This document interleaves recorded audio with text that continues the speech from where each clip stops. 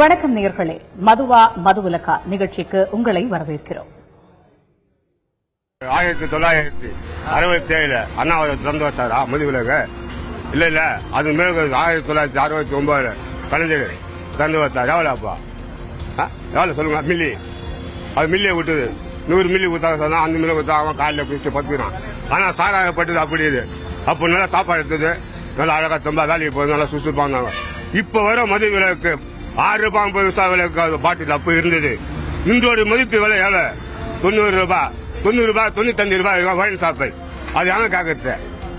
100 ரூபாய் கொடுக்குறீங்க, 110 ரூபாய். ஏமா 110 105 காட்டா போடா அடிப்பேன். இதெல்லாம் எங்க வருது?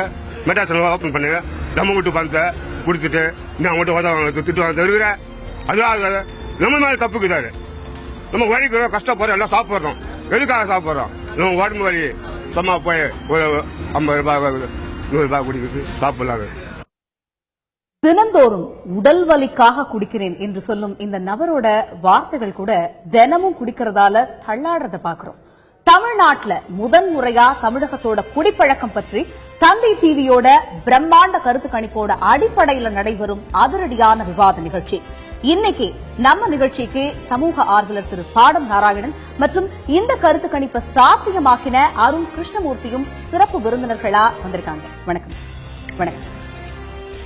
குடிக்கிறதுக்கு காரணம் வேணுமா அப்படின்னு தான் நாம சிலர் பேசுறதை கேட்டிருக்கோம்.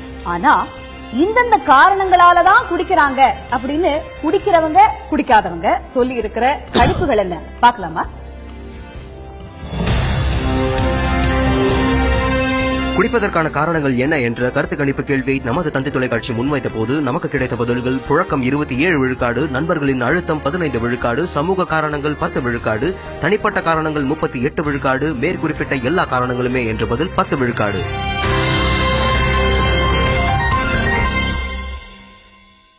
நிறைய காரணங்கள் நாங்க குடிக்கிறதுக்கு என்னென்ன காரணங்கள்லாம் இருக்கு அப்படின்னு பட்டியலிட்டு இருக்காங்க. திரு அருண் கிட்ட கேட்கணும்னு விரும்புறேன். இந்த கேள்வியை நீங்க முன் வச்ச போது எத்தனை சதவீதத்தினர் கிட்ட குடிக்கிறவங்க கிட்ட இந்த கேள்விகள் கேட்கப்பட்டது, எத்தனை சதவீதத்தினர் குடிக்கிறவங்க இல்லாதவங்க கிட்ட இந்த கேள்வி? நேற்று நம்ம எக்ஸ்பிளைன் பண்ண மாதிரி நம்ம சர்வேயோட டோட்டல் சாம்பிள்ல நம்ம பாக்கெட் டிவிஷன்ஸ் வச்சுப்போம். அந்த பாக்கெட் டிவிஷன்ஸ் வைக்கும் போது 65-35 ரேஞ்சில் எடுப்போம். அந்த 65-35 டிவிஷன்லயும் கூட சப் டிவிஷன்ஸ் வச்சுப்போம்.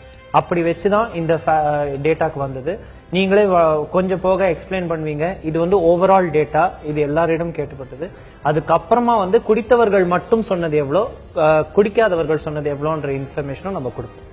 நிச்சயமா திரு பாடம் நாராயணன் கிட்ட கேட்கணும். இப்ப நம்மளுடைய கருத்து கணிப்புப்படி பார்க்கணும் அப்படின்னு சொல்ல போனோம்னா 27% பேர் கடைகள் இருக்கு, ஆக்சசிபிளா இருக்கு, அதனால நாங்க குடிக்கிறோம் அப்படின்னு சொல்லியிருக்கிறத நம்ம பார்த்தோம். இப்ப கடைகள் அதிகமா இருக்கு அப்படிங்கிற காரணத்தினால குடிக்கிறோம் அப்படிங்கிறவங்க கடைகள் மூடிட்டோன்னா, கடை இல்ல அப்படின்னா குடிக்கிறத நிறுத்திடுவாங்களா? கணிசமானவர்கள் கடைகள் மூடிவிட்டா குடிப்பதை நிறுத்துவதற்கான வாய்ப்பு இருக்கிறது. யாரு பண்ண மாட்டாங்கன்னா குடி நோயாளிகளா இருப்பவர்கள் அதற்கான முயற்சியில இறங்குவாங்க. ஆனா அந்த நேரத்தில் அவங்களுக்கு உதவி கிடைச்சதுன்னா அவங்க அதை நிறுத்துவதற்கான வாய்ப்பு இருக்குது. ஆனா சாதாரணமா கேஷுவல் ட்ரிங்கர்ஸ் சொல்லுவோம் இல்லையா, அந்த மாதிரியானவர்கள் கடைகள் இல்லைன்னா குடிப்பதற்கான வாய்ப்பு இல்லை. இது நான் சொல்லல, உலக சுகாதார நிறுவனம் சொல்லுது, பல்வேறு ஆய்வுகள் சொல்லுது. குடி அதிகமாவதற்கு சமூகத்துல accessibility and availability and affordability 3 சொல்லுவாங்க. சுலபமாக கிடைப்பது, அடுத்தது அது விலை குறைவாக கிடைப்பது, அடுத்தது யாருக்கு கிடைக்கக்கூடாது அவங்களுக்கு எல்லாம் கிடைக்கிற ஒரு சூழல் உருவாகுது, பக்கத்திலே அருகாமையில இருப்பது. இது இந்த மாதிரி இந்த 3 காரணங்கள்னாலதான் குடி சந்தை அதிகமாயிட்டு இருக்கு, அதுக்கான வாய்ப்புகள் உருவாகி இருக்கிறது. இப்ப உதாரணத்துக்கு பாத்தீங்கன்னா நம்ம கோக், பெப்சின்ற மென்பானங்கள்லாம் இன்னைக்கு இல்லைன்னா பெரும்பாலானவர்கள் குடிக்க போறதில்ல, அதை தேடிட்டு போக போதில்லை. அது மாதிரி கேஷுவல் ட்ரிங்கர்ஸ் சொல்லுவாங்கல்ல, சாதாரணமா அவர்கள் வேற ஒரு சூழலுக்கு போவாங்க, ஒரு வேற ஆக்கப்பூர்வமான செயல்கள் அப்படின்னு சொல்லும்போது ஆல்கஹால அகேஷனலா யூஸ் பண்ணிக்கிறவங்க அப்படின்னு நம்ம எடுத்துக்கலாம். பட் ஆல்கஹாலிக் டிபெண்டன்டா இருக்கிறவங்க இந்த கடைகள் மூடினா குடிக்கிறத நிறுத்திடுவாங்க. ஆல்கஹாலிக் டிபெண்டன்ஸ்ல 3 இருக்கு. இப்ப குடி நோயாளிகள் சொல்லலாம். மதுவுக்கு 3 தன்மைகள் உண்டு. ஒன்று அது இன்டாக்சிகேட்டிங் சப்ஸ்டன்ஸ், போதை தரும் பொருள். அந்த போதைக்காக தான் குடிக்கிறாங்க. ஆனால் அது it is also an addictive substance. அது அடிமையாக்கக்கூடிய பொருள், நச்சு பொருள். 3வது அதோடைய குணம். அந்த அடிமைப்படுத்தக்கூடிய பொருள்ன்றது புரிஞ்சுக்காம அந்த போதைக்காக தான் எல்லாரும் குடிக்கிறாங்க. அப்படி குடிக்கிற போது அந்த முதல் கட்டம், இரண்டாம் கட்டம், மூன்றாவது கட்டம் குடிநோயாளிகள், அந்த முதல் இரண்டாவது கட்டத்தில் இருப்பவர்களுக்கு வந்து நீங்க மருத்துவ ரீதியாகவும் மற்ற சமூக சூழல் மூலமாகவும் குடும்ப சூழல் மூலமாகவும் அவங்களை மீட்டெடுப்பதற்கான வாய்ப்பு இருக்கிறது. இந்த மூன்றாம் கட்டத்தில் இருப்பவர்கள் தான் ரொம்ப பெரிய பிரச்சனை. அவங்க திருடியோ எப்படியாவது எங்கேயாவது போய் ஏதாவது ஒண்ணு செஞ்சு அதை நுகரணும் அப்படிங்கிற ஒரு கட்டத்துக்கு அவங்க தள்ளப்படுவாங்க. நிச்சயமா இன்னும் நிறைய விஷயங்கள் உங்ககிட்ட பேசலாம். திரு அருண், இப்ப இந்த 27% பேர் வந்து எனக்கு புழக்கம் அதிகமா இருக்கு அதனால நான் குடிக்கிறேன் அப்படின்னு சொன்னவங்கல்ல என்னென்ன ஏஜ் குரூப்ல இருந்தாங்க? இந்த புழக்கம் அதிகமா இருக்கிறதுல கொஞ்சம் ஸ்டார்ட்லிங் ஃபேக்ட்னு பாத்தீங்கன்னா யங்கர் ஆடியன்ஸ், அவங்களுக்கு வந்து அது ஈஸி ஆக்சசிபிலிட்டி இருக்கு. உடனே அவங்க எதிர்பார்க்கறதை விட அவங்களுக்கு ஈஸியா இது கிடைக்கும் அப்படிங்கறப்போதான் அவங்களுடைய குடிப்பழக்கம் ஜாஸ்தியாகுது. இதுல நம்மளுக்கு கிடைச்ச ஒரு இன்ட்ரெஸ்டிங்கிறத வருத்தம் தரக்கூடிய விஷயம் என்ன அப்படின்னா, எந்த வீடுகள்ல வந்து அப்பா வந்து பேரண்டல் ட்ரிங்கிங் இருக்கோ அங்கே வந்து ஆல்கஹால் ஆக்சசிபிலிட்டி இருக்கோ அந்த பசங்களுக்கு ஆல்கஹால் பத்தின அவேர்னஸ் சின்ன வயசுலயே வந்துருது. இதுதான் இந்த மதுபானம், இதுதான் இது அப்படின்னு அவங்களுக்கு தெரிஞ்சிடுது. அதுவே சீக்கிரமா தெரிய போகும்போது அது குடிக்கணுங்கிற ஆர்வமும் சீக்கிரமா வளருது. அது பக்கத்துல இருக்கும்போது அது குடிக்கிறதுக்கான வாய்ப்புகளும் அதிகமாகுது. நிச்சயமா இது ஒரு ராங் இன்ஃப்ளூயன்ஸா இருக்கும்ல சார். இப்ப வந்து அப்பா குடிக்கிறாரு அப்படிங்கறது பார்க்கும்போது அவருடைய மகனோ மகளோ இந்த பழக்கத்துக்கு ஆளாகிறதுக்கு எவ்வளவு சாத்தியங்கள் இருக்கு?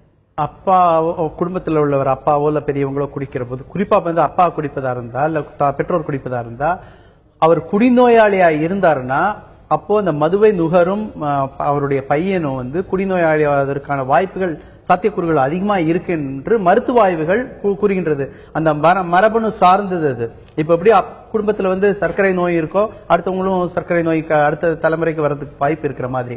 ஆனா அந்த கேஷுவல் ட்ரிங்கிங்ன்றது ரெண்டு விதமா. இந்த 27% பேர் வந்து கடைகள் அதிகமா இருக்குன்னு சொல்றவங்க வந்து இந்த விடுமுறை நாட்கள், இந்த மாதிரி முக்கியமா அந்த காந்தி ஜெயந்தி மாதிரியான நாட்கள் எல்லாம் அவங்க என்ன செய்வாங்க? இல்ல இருக்காது. அந்த 27 பேர் வந்து இன்றைக்கு வந்து எப்படியாவது கருப்பு சந்தையில கிடைக்கிறதுனால அதை அதிக விலை கொடுத்து முன்னாலே வாங்கி ஸ்டாக் பண்றவங்க இருக்காங்க. அவங்க சொல்ற மாதிரி பாத்தீங்கன்னா இந்த அக்சசிபிலிட்டி, அஃபோர்டபிலிட்டி, அவைலபிலிட்டி இல்லாம இருந்ததுன்னா first time drinkers, casual drinkers, under age drinking எல்லாம் குறைஞ்சிரும்.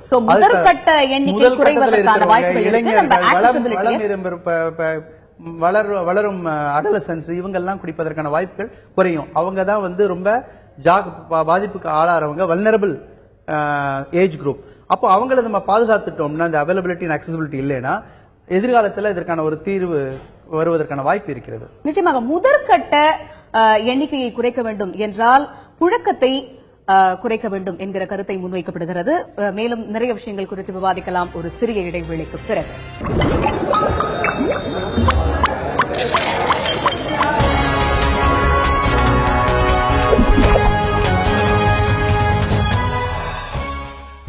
வந்து பர்த்டேல இருந்தா இருக்கு, என் பையன் பர்த்டேல இருந்தா இருக்கு. வீட்டில் இருக்கிற பிரச்சனை கடைகள் அதிகமா இருக்கிறதுனால குடிக்கிறதுனால வாய்ப்பு அதிகம் தான். இவங்க இழுத்து மூடினா தான் வந்து குடிக்கிறது நிறுத்துவாங்க. இழுத்து மூடாம வந்து குடியை நிப்பாட்டு நீயா செல்ஃபா கண்ட்ரோல் பண்ணிக்கனா எப்படி கண்ட்ரோல் பண்ணுவாங்க? ஒரு பார்ட்டிக்கு போறாங்க, ஓகே லெட் அஸ் ட்ரைங்கிற மாதிரி ஸ்டார்ட் பண்றாங்க. பட் ட்ரை பண்ணோன்னா after time they think like அது வந்து அவங்களுக்கு பிடிச்சு போயிருது. அதுக்கப்புறம் வந்து எட் அடிக்டட் டு இட். ஷாப் நிறைய ஓபன் பண்ணிருக்காங்க, இருக்கலாம் சில பேருக்கு அந்த காரணங்கள் இருக்கலாம். ஆச்சரியமும் அதே சமயம் அதிர்ச்சியும் தான் நம்ம பொதுமக்கள் குடிக்கிறதுக்கான காரணங்களையும் அதோட நியாயங்களையும் சொல்றப்ப ஏற்படுது. குடிக்கிறதுக்கு கடைகள் அதிகமா இருக்கிறது ஒரு காரணம்னா நம்ம தமிழ் சூழல்ல நண்பர்கள் தர்ற அழுத்தம் 15%, சமூகம் தர்ற அழுத்தம் 10% இருக்குன்னு நம்ம கருத்து கணிப்பு சொல்லுது. பல காரணங்கள்ல சினிமாவும் ஒரு காரணமா அப்படிங்கறத பார்க்க போனோம் அப்படின்னு சொன்னா திரு பாடம் நாராயணன், சமூகத்தோட பிரதிபலிப்பு தான் சினிமா.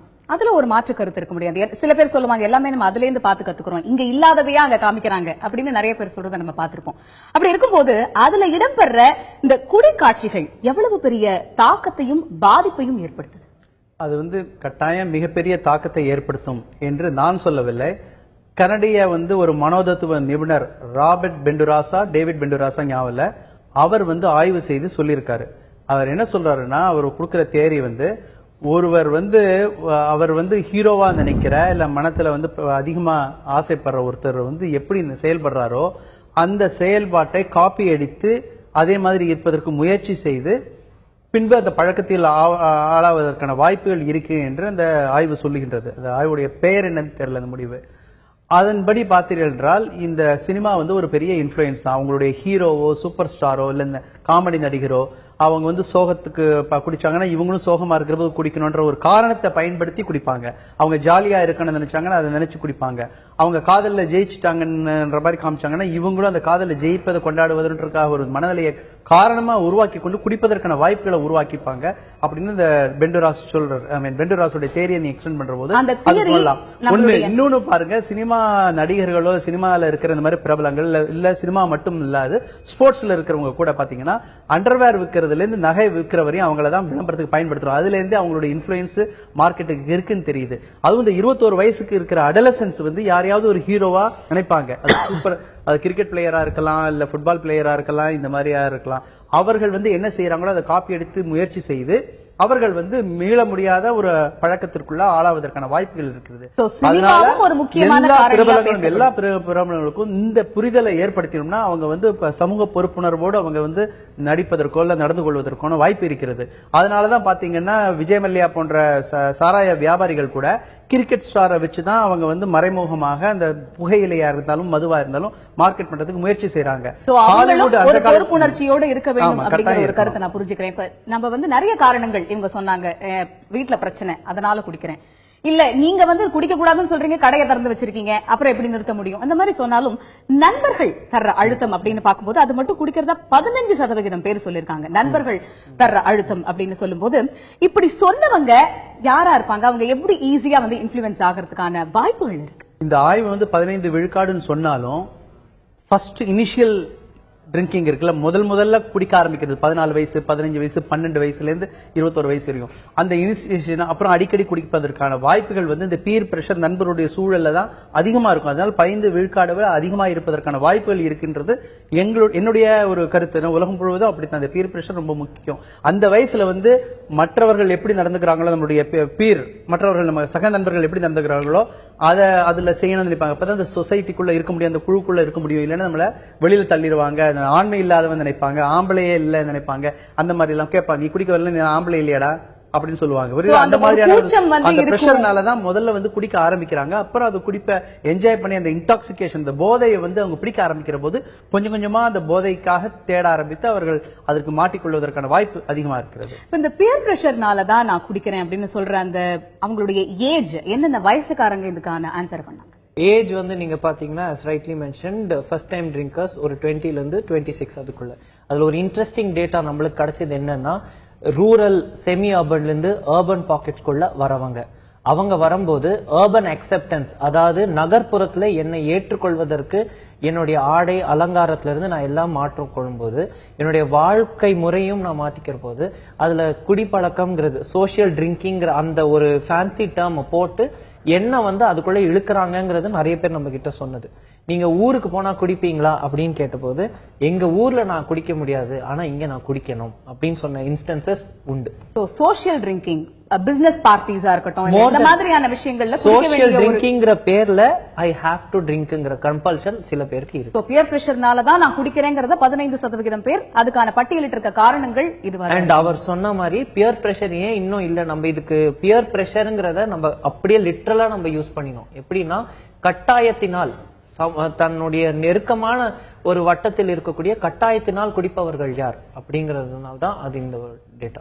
நிச்சயமாக நிறைய காரணங்கள் சொல்லப்படுகிறது. நண்பர்களுடைய கட்டாயத்தினால் குடிக்க வேண்டிய சூழல் உருவாகிறது, குடும்பத்தில் இருக்கக்கூடிய பிரச்சனைகளால் குடிக்க வேண்டிய சூழல் உருவாகிறது என்று பல காரணிகள் குறித்து விவாதித்து வருகிறோம். தொடர்ந்து விவாதிக்கலாம் ஒரு சிறிய இடைவேளைக்கு பிறகு.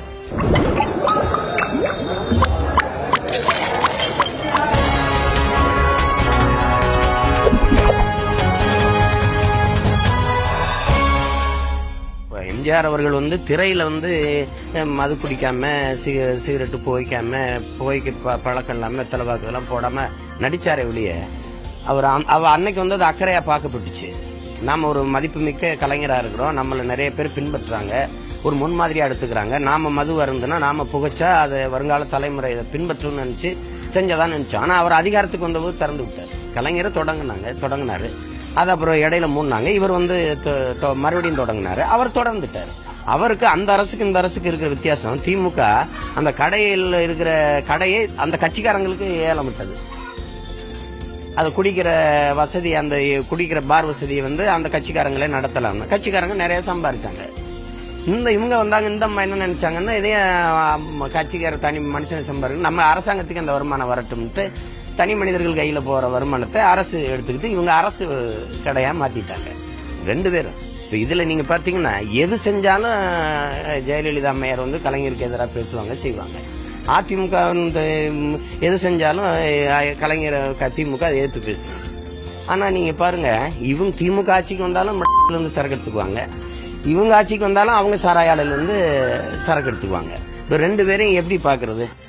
நாம் தமிழர் கட்சியின் தலைமை ஒருங்கிணைப்பாளர் சீமான் அரசியல் கோணத்துல தன்னுடைய கருத்தை தெரிவிச்சதை பார்த்தோம். நண்பர்கள், சமூக அழுத்தம் போக தனிப்பட்ட காரணங்களால குடிக்கிறவர்களின் சதவிகிதம் 10% இருக்கிறத பாக்குறோம். இந்த தருணத்துல மீண்டும் ஒரு தடவை நமது பிரம்மாண்ட கருத்து கணிப்பை பார்க்கலாமா?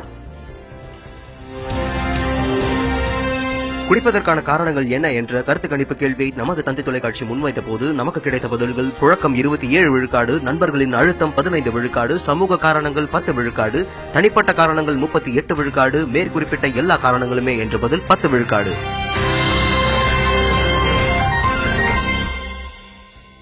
தனிப்பட்ட காரணத்தினால 10 விழுக்காடு அப்படின்னு சொல்லும்போது இந்த 10 விழுக்காடு நபர்கள் சொல்லக்கூடிய அந்த தனிப்பட்ட காரணங்கள் என்னென்ன பட்டியலிட்டாங்க? குடும்பத்துல பிரச்சனை, கடன் சுமை, அது மட்டும் இல்லாம மதிப்பெண் பெற முடியல, வாழ்க்கையில் தொடர் தோல்வி, காதல், இந்த மாதிரி பல விஷயங்கள் தான். எது வந்து தனிப்பட்ட முறையில மன உளைச்சல் கொடுக்குமோ அதுதான். குயிக்கா இன்னொன்னு சொல்லிடுறேன், அந்த 10% இன்னொன்னு நீங்க பாத்தீங்கன்னா ஆல் தி அபவ் ரீசன்ஸ், அதுலயும் இது இருக்கிறவங்களும் இருக்காங்க. இதெல்லாம் போக வேற ஏதாவது ரீசன்ஸ், காதல் தோல்வி, மன அழுத்தம், தொடர் தோல்வி, இதெல்லாத்தையும் தாண்டி வேற ஏதாவது ரீசன்? தனிப்பட்ட முறையில என் வாழ்க்கையில எனக்கு ஏற்பட்ட சோகம், எனக்கு யாரும் இல்லாத தனிமை, அந்த தனிமைக்காக நான் குடிக்கிறேங்கிறத தான் ஓவரால் இது இம்ப்ளை பண்ணுது. சரி, இப்ப இத சொல்லிட்டே குடிச்சுக்கிட்டே இருக்காங்க, ஏதாவது ஒரு காரணத்தை தேடி குடிக்கிறாங்க அப்படிங்கறத பார்க்க முடியுமா? இல்ல இவங்க சொல்ற ஒரு மியர் எக்ஸ்கியூஸ்னு பார்க்க முடியாது. ஏன்னா அவங்க சொல்றவங்க தொடர் தோல்வி இருக்கு, மன அழுத்தமா இருக்கு, என்னால இதுல இருந்து விடுபட முடியல அப்படிங்கும் போது இதுல இருந்து அவங்களை எப்படி மீட்டு கொண்டு வர வேண்டிய கட்டாயம் இருக்கிறது. அதுக்கு என்ன மாதிரியான நடவடிக்கைகள் எடுக்க வேண்டும்? இந்த விஷயத்துல வந்து 2 விதமா நான் சொல்லணும்னு நினைக்கிறேன். முதல்ல சொன்னீங்கல்ல பீர் பிரஷர், அது மாதிரி குடிப்பது எல்லாமே பாத்தீங்கன்னா தொடக்கத்துல குடிக்கிறவங்க தான், அடிமையா ஆகாம அந்த சோசியல் ட்ரிங்கிங்ல வர்றவங்க. அதுலயே கூட பலவர் வந்து பாத்தீங்கன்னா பாடி பில்டப் பண்றதுக்கு பீர் குடிச்சிட்டு ஜிம் போனா எக்ஸசைஸ் பாடி பில்டப் ஆகும்ன்ற மாதிரி மூட நம்பிக்கை கூட பரவி பண்ணிட்டு இருக்காங்க. அதே மாதிரி பாத்தீங்கன்னா தினமும் கொஞ்சமா குடிச்சீங்கன்னா இதயத்துக்கு நல்லதுன்னு சொல்ற மாதிரி. அடுத்தது கட்டத்துல வந்து நான் சொன்ன மாதிரி 2ஆம் கட்டம் 3ஆம் கட்டத்துல குடிநோயாளி இருக்கிறவர்கள் வந்து அதோட அவங்கள்ட்ட மட்டும் கருத்து கப்பி கொடுத்தீங்கன்னா இந்த மாதிரியான தனிப்பட்ட காரணங்கள்னு சொல்றது வந்து மிக அதிகமான விழுக்காடா இருக்கும். 70-80 விழுக்காடு இருக்கும். அவர்கள் எல்லோருமே என்னன்னா குடிக்கு அடிமையாகி விட்டார்கள். அப்ப குடிக்கு நான் வந்து அடிமை, நான் வந்து ஒரு குடிநோயாளி என்பது புரிதல் இல்லாதனால அவர்கள் வந்து மற்ற விஷயங்கள் மேல வந்து குற்றம் சாட்டிக் கொண்டு அவர்கள் குடிப்பதற்கு தொடருவாங்க. இதுவும் நான் சொல்லல, பல்வேறு ஆய்வுகள் சொல்றது. உலக சுகாதார நிறுவனத்துடைய பல்வேறு ஆய்வு கட்டுரைகள் அதான் நிரூபிக்கின்றது. அப்போ வந்து மனைவி சரியில்லை, பிள்ளைங்க சரியில்லை, இல்ல உடல் உழைப்பு கடுமையான உழைக்க வேண்டியிருக்கு, சாக்கடைக்குள்ள இறங்க வேண்டியிருக்கு, இல்லைன்னா ஆபீஸ்ல ரொம்ப நேரம் வந்து ஏர் கண்டிஷன் ரூம்ல உட்காந்து உட்கார்றதுனால எனக்கு வந்து குடிச்சாதான் ரிலீஃப் இருக்கு அப்படின்னு அந்தந்த செக்டர்ல வேலை செய்யறவங்களோ அந்த சூழல இருக்கிறவங்களோ குடிநோயாளிகள் அடுத்தவர்கள் மேல இல்ல மற்றவர்கள் மேலேயோ இல்ல மற்ற விஷயங்கள் மேலேயோ ஒரு காரணத்தை சொல்லிவிட்டு அது தப்பித்துக் கொண்டு மீண்டும் மீண்டும் குடிப்பதற்காக ஒரு சூழலை உருவாக்கி தன்னையே ஏமாற்றிக்கொண்டு மற்றவர்களையும் ஏமாற்றுவதற்கான முயற்சி தான் அது. மீட்டு கொண்டு வருவது இன்றைக்கு பாத்தீங்கன்னா இந்த மாதிரி குடிநோயாளிகள் தீவிரமா இருக்கிறவங்களை மீட்டு கொண்டு வருவது ரொம்ப கடினமான விஷயமா இருக்கிறது. அதனால டீடிக்ஷன் ப்ரோக்ராம் அண்ட் ரீஹாபிலிட்டேஷன் ப்ரோக்ராம் ரெண்டுமே இல்லாதனால அவர்கள் மீண்டும் மீண்டும் இதுக்கு போவதற்கான வாய்ப்பு இருக்கு. அதனால என்ன செய்ய வேண்டியிருக்குன்னு அடிப்படையில புதிய குடிநோயாளிகள் உருவாவதை தடுப்பதுல தான் நம்மளுடைய வெற்றி இருக்கிறது. அடுத்த தலைமுறை வந்து குடிநோயாளிகளை உருவாவதை தடுப்பதுதான் பெரும் கவனம் செலுத்த வேண்டி இருக்கிறது. மற்றவர்களுக்கு வந்து முழுமையான டி அடிக்ஷன் ப்ரோக்ராம், ரீஹாபிலிட்டேஷன் மறுவாழ்வு திட்டங்கள்லாம் கொண்டு வரணும். அதற்கான மனோதத்துவ நிபுணர்கள், நோயை மீட்டெடுப்பதற்கான எக்ஸ்பர்ட்ஸ் இதெல்லாம் இன்றைக்கு இல்ல. அந்த ஹியூமன் ரிசோர்ஸ் மனித வளம் இல்ல இன்றைக்கு. ரீஹாபிலிட்டேஷன் ஒர்க் பண்ணோம் அப்படின்னு சொன்னா கணிசமான அளவு குறைவதற்கான வாய்ப்பு இருக்கு அப்படிங்கறத வந்து நான் புரிஞ்சுக்கிறேன். நிச்சயமா இந்த இரவு வேளையில வந்து தந்தி தொலைக்காட்சியின் அனல்சரிக்கும் விவாதங்களோடு இதுவரை இணைந்திருந்தோம். சிறப்பு விருந்தினர்களுக்கு நன்றி. தொடர்ந்து நாம் மதுவிலக்கா நிகழ்ச்சியில் பல்வேறு விவாதங்களை முன்வைக்கவிருக்கிறோம். அடுத்து வரும் நாட்களில் தொடர்ந்து இணைந்திருங்கள் தந்தி தொலைக்காட்சியுடன்.